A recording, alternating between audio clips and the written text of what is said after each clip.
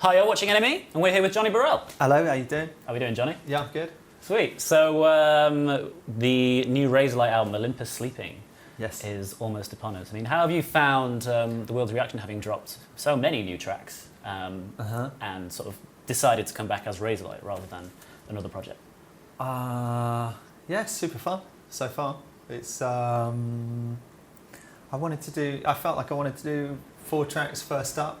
You know, we've been gone for a long time, so I felt like it was good to give something to the fans. You know, after a long, sort of long absence, I didn't want to come back with just one thing.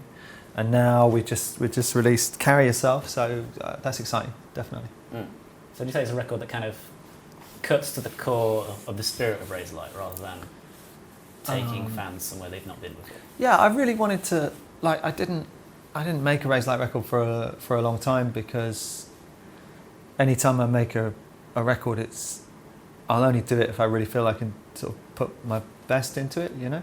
So I was just, I never quit Razorlight, and I knew that I would do it again when I felt like it was inspiring and it was the right time.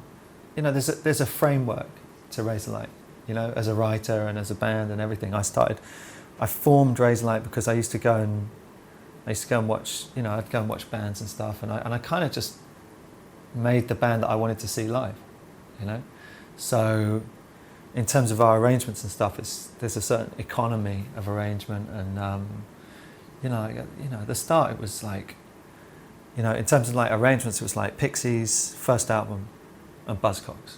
So it was like, don't waste any time in any arrangement. And I think that was, very, very much the case in our first record, pretty much the case in our second record. I think it drifted a bit. We got a bit of, sort of spread out a bit in the third record. But on this fourth record, I was really re-embracing that kind of, that framework, you know? Yeah. It's in the same language as like early Razorlight stuff, you know? Yeah, so kind of returning to that sense of teenage abandon. Yeah, I mean, and I just, I like, as a musician, like, you kind of, there's 2 things that go on when you kind of make it. Is, on the one hand, people keep telling you that you should just keep doing the same thing, because like there's like a career game plan, like if you make something work, then just like, do a single that's just like that for the next album, and if you do a record every year, then you can play the game with radio and TV and all that and whatever. And on the other hand, you have, as a musician, you have your own inspiration and your own path, where actually you need to push yourself and you need variety, So rather than try and make like a world music album with Razorlight, or something like that, I kind of like, just went off and made some other records, And having stepped off the machine and the record release carousel of Razorlight for so long, how do you measure success now, and what do you want to do with this record? Well, I guess the simple answer is communicate, because that's always been, for me, the point, When I started writing songs, I was too shy to talk to people, so I would write songs so I could communicate. That was the point of Razorlight. Every song on the first album I used to say was like, it was like leaving a voicemail to somebody, and this album's the same, It's with the exception of America, every Razorlight song's been a personal song, where I'm talking to somebody in my life or expressing something that, in a way that I couldn't necessarily do otherwise. If I can communicate what I'm trying to communicate, and if people give me the honour of the space to listen, then that's success for me, Well, in the past, you weren't ashamed to say, I want my band to reach this many people and be on this level. Do you still have those kind of goals in mind, or are you comfortable, having created the world of Razorlight, to just inhabit that now? Well, I don't know if I ever said that I want my band to reach that many people. In fact, I have no recollection of saying that whatsoever. I remember doing an interview with Chrissy for the NME where it was like, she said, I said that the reason, one of the reasons that I think bands were sitting down with the NME, and this was a time when it was in print, so it was very often what you said would be taken out of context, and very often people would be really upset about it. You know, you'd read the thing and be like, "I just didn't say that." You know, and she was saying, "Well, why do you think people do it?" I said, "Well, I think promotion." And then they, you know, so that was what I said. But I'm not sure if I was ever like, "Oh yeah, we want to hit this many people or whatever." I think I said that it felt good. Yeah. But I don't know. Maybe I don't know. Maybe we can fact check it. You know? But I'm not even sure if it was in print. That doesn't mean I said it. Yeah. Either. Well, how do you feel about the kind of mythical Johnny Borrell that's been created? I've probably got fewer feelings about him than anyone else. You know, anyone in this room or watching this. I mean, I feel really pleased. Like now that everything's filmed and everything's sort of like visual, I can just sit here and just sort of like talk, you know what I mean? And it was certainly super frustrating. Yeah. But when to read things about people you'd never met, who supposedly were in your life, or things you'd never done, and so it's just like, okay. And do you feel any kind of great misconception remains about you now, or do you reckon it's just you're in a position now where the music can do the talking because you've got that direct channel to the fans? Yeah, I don't know. My policy has always been I'm just going to sit down and try and just say what I think and be who I am. That's and I don't think you can waste too much time thinking about where other people might be at with that. Yeah. And now that you're back on the horse of Razorlight, I don't know, whatever vehicle you choose. Back in the saddle. Back in the saddle. That's better. That's much better. Will you remain in the saddle? Is Razorlight kind of the long-term goal now, or do you still? I'm really enjoying it. I mean, like my sort of long-term goal is being a musician and making the music that I really enjoy. And if I can carry on doing that, I'm super happy. So I'm definitely enjoying doing Razorlight. Do some festivals next year. Put out some new songs and stuff. It'd be great.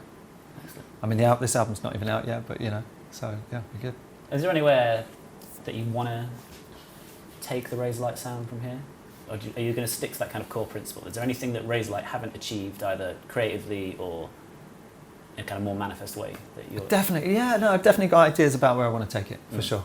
And I really felt like I wanted to make an album just now because it was like we've been away for a long time, and I felt like the next sort of chapter in the story had to be an album. So we really put a lot of time into making, really making an album.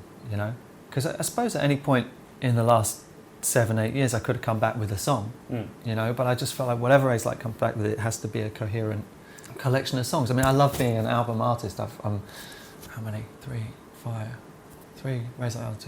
It's my 6th studio album, right? And those are like that's almost how I measure my life. I think about where I was at for each record and everything that fed into that record, and those are really those are really, really important to me. I think maybe next year it might be fun to try and make some singles, more like to approach it from that point of view, like the early 50s.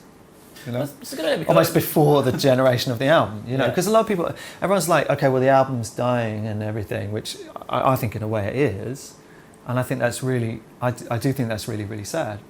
And as somebody, again, I just said I'm passionate about making albums, but we forget that actually there was music and there was popular music and popular recorded music before there were albums as such, so going pre-war, early 50s, all that kind of stuff. Chuck Berry was making singles.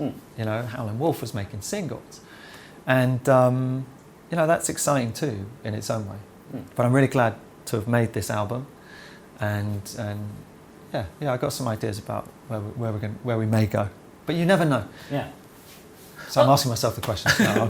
But because you never know. Yeah. I have someone I want to talk to, I have a first line, and from then I just tell the story, and then musically you're just trying to just make it fit. So you can't go in going, oh, no, now I'm going to go like, I'm going to go this way, and now I'm going to go that way, or I can't. And it must feel reassuring as well, because people are listening to the tracks, the radio's playing them, the shows are selling, there is a hunger for Razorlight. I mean, what do you think your fans expect from you? What do you think kind of Razorlight represent that might have been missing over the last 8 years? You know, I really like playing live. I really like Razorlight live, and I think as a rock band, as a 4-piece band with no backing tracks, laptops, etc., I think there's a power and an energy to that. You know, I don't know. Performing, I love performing. You know, it's something that is really natural for me. You know, and I just love doing it. So that's one thing I'm really excited about is and just we've probably done about 6 or 7 gigs across the last summer, and it's like just starting to feel like, oh yeah, you know, just remembering what performing with Razorlight can feel like. And that's, yeah, there's all forms of expression. It's what you're saying, it's how you move your body, it's how you hit your guitar, it's where you stand on stage. It's a whole thing, but it's not a conscious thing. It's just something that you just sort of naturally happens, you know. And yeah, I love it. So, which is an amazing note to end on. Johnny Borrell, thank you so much for your time. Cheers. Thank you.